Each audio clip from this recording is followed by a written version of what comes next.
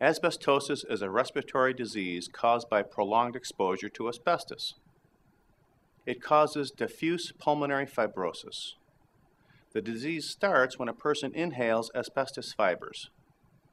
Most exposure happens as a result of employment in an industry that requires regular contact with asbestos. Family members can be exposed when employees bring asbestos fibers home on their clothing. People living close to areas where asbestos has been mined or processed can also be exposed from fibers in the ambient air, though current regulations make that far less likely than it was in the past. During exposure, asbestos fibers travel down through the trachea and into the lungs, where some ultimately make it all the way to the alveoli.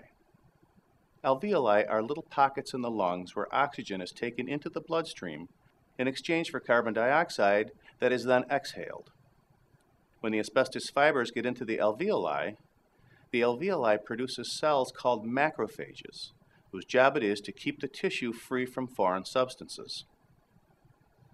Macrophages attack and destroy most particles that reach the lungs, but some asbestos fibers are too long for the macrophage to completely engulf. Part of the asbestos fiber sticks out on one or both sides. When this happens, the fluid macrophages use to break down the foreign substance leaks out of the cell and onto the alveoli itself. The fluid irritates the cells it comes in contact with, and if exposure continues, the cells build up scar tissue.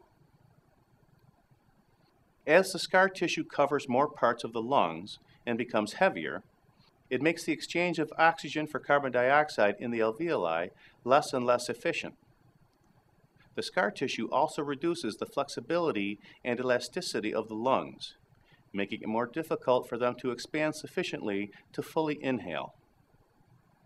This inflexibility means the muscles have to work harder, potentially causing fatigue. Blood pressure increases in the lungs. This is known as pulmonary hypertension. Asbestosis takes many years to make itself known, usually not showing up for 20, 30, or even more years after the exposure to asbestos. At first, there are no symptoms, or very mild symptoms that are easily ignored. These symptoms include such things as being out of breath when exercising, things that also be caused by asthma or even just being out of shape. As the condition progresses, however, the symptoms get worse. The sufferer may be unable to get a full breath of air even when he or she is not exercising, and the person may feel pain when the lungs are expanded on inhalation. There is also a chance that the person's fingertips become thickened in a condition known as clubbing. Asbestosis can lead to further complications as well. As mentioned earlier, asbestosis can lead to pulmonary hypertension. When this happens, the blood vessels thicken, and the right ventricle of the heart also becomes thickened and enlarged.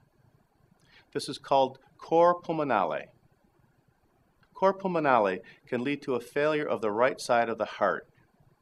Research has shown that people who have asbestosis also have a greater chance of developing malignant mesothelioma. This is a cancer of the lining of the lungs. There is no cure for asbestosis, but the symptoms are treatable with medication for improving respiratory function and with oxygen to assist the body in getting sufficient oxygen into the bloodstream. There is ongoing research into new medications that will assist in the oxygen-carbon dioxide transfer and with medications to thin the blood to reduce some of the pressure in the vessels and strain on the heart. Thank you for watching. This video was produced by Asbestos.Net, a leading resource on all aspects of asbestos and mesothelioma. Our priority is to inform victims about the devastating effects of asbestos exposure, mesothelioma, asbestos cancer, asbestosis, and other asbestos-related diseases, and to advise them with a wealth of information. Individuals whose lives have been touched by mesothelioma have numerous questions and concerns. Their caregivers and family members also need accurate, reliable information. If you or a loved one have been diagnosed with mesothelioma or asbestos cancer and need more information, we invite you to visit and explore the thousands of pages of oncologist-reviewed material on Asbestos.net, to call our convenient toll-free number shown below and speak with a mesothelioma specialist, or to use the simple contact form found at Asbestos.net to request a free copy of our informative books, custom inserts, and DVD. Asbestos.net. Information and help for patients and families.